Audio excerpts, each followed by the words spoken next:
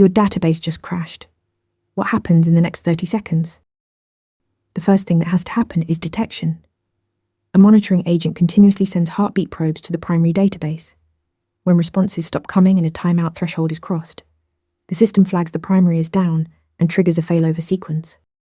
Now the standby replica, which has been receiving a continuous stream of changes from the primary, gets promoted to become the new primary. It stops applying replication updates and starts accepting write connections.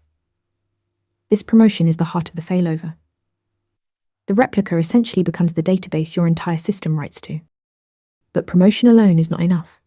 Your application still points to the old dead node.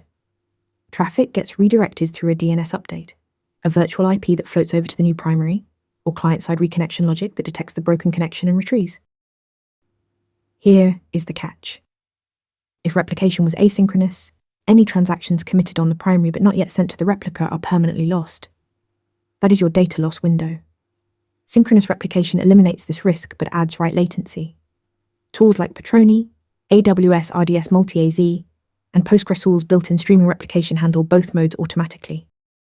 Database failover means detecting failure, promoting a replica, redirecting connections, and knowing your data loss risk. Try answering this one out loud. Ready to practice for your next interview? Interview Mentor lets you answer real questions just like this one. After each answer, you get a detailed grade and personalized tips to improve. Watch your scores climb as you keep practicing.